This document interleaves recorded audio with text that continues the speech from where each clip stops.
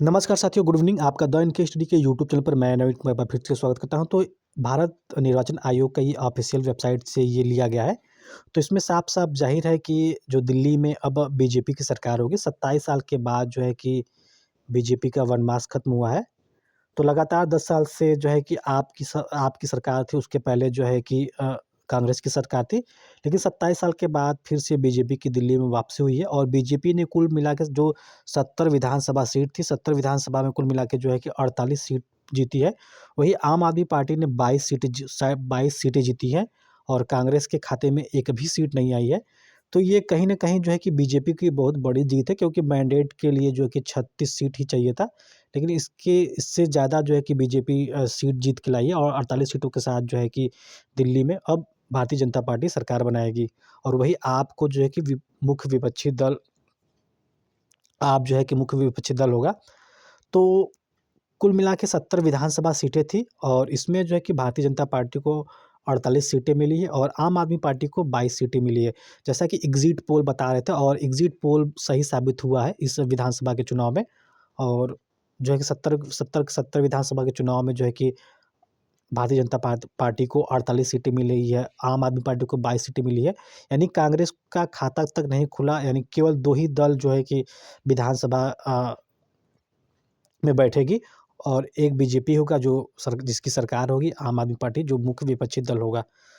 तो इस 70 जो विधानसभा के चुनाव थे, इसमें जो है कि कितना किसको परसेंटेज में कितने वोट मिले उसको भी देख लेते हैं। तो इसमें जो जो सबसे बड़ी पार्टी बीजेपी, यानी बीजेपी को कुल मिला के लगभग 45.56% वोट मिले हैं। ये फाइनल आंकड़ा है जो कि इलेक्शन कमीशन ऑफ इंडिया की वेबसाइट से है। तो 45.56% बीजेपी को सीट मिली है। वहीं आम आदमी पार्टी को 43.57% 57% वोट मिले हैं। यहाँ वोटों की बात की जा रही है कि भारतीय जनता पार्टी को 45.56% वोट मिली है, वही 43.57% वोट जो है कि आम आदमी पार्टी को मिली है। इसके बाद जो है कि जो जो कांग्रेस है, कांग्रेस को 6.34% वोट मिला है।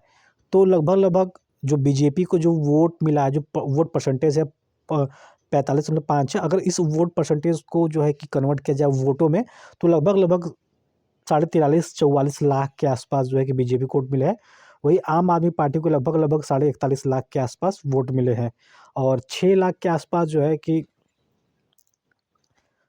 इंडियन नेशनल कांग्रेस यानी कांग्रेस को वोट मिले हैं। वही जो इस बार नोटा को 0.93% वोट मिले हैं। यानी अगर आप देखेंगे तो जो पहले नंबर पे जो है कि नहीं सबसे जो वोट परसेंटेज है, या फिर कह सकते हैं कि सबसे अधिक वोट प्राप्त हुआ बीजेपी को। दूसरे नंबर पे जो है कि आम आदमी पार्टी है। वही अगर देखा जाए तो नोटा को, क्योंकि यहाँ पे देख सकते हैं कि आप आईएएफबी जो पार्टी है उसको कोई मतलब परसेंटेज में वोट ही नहीं मिला है। एआईएमआईएम को जो है कि 0.77% वोट मिला है, बीएसपी को 0.65%, सीपीआई को 0.02%, सीपीआईएम को 0.01%, सीपीआईएमएल को भी 0% वोट मिला है, यानी कोई भी वोट नहीं मिला है। जेडीयू को 1.06% वोट मिला है, एलजेपीआरबी को 0.53% वोट मिला है, एनसीपी को 0.06% वोट मिला है, नोटा को 0.57% वोट मिला है, आरएएसएलजेपी को 0.01% वोट मिला है, वही अदर को 0.93% वोट मिला है। तो अगर आप राजनीति विज्ञान के स्टूडेंट हैं तो आप जो है कि इसको भली-भाँति देख सकते हैं कि किसको कितना वोट मिला है। वही जो इतनी सारी पार्टियाँ हैं, कुछ पार्टियों को आप जो है कि फ्रेम कर सकते हैं। कुछ पार्टियों के बारे में आप खुद से सर्च कर सकते हैं कि आम आदमी पार्टी कब बनी थी।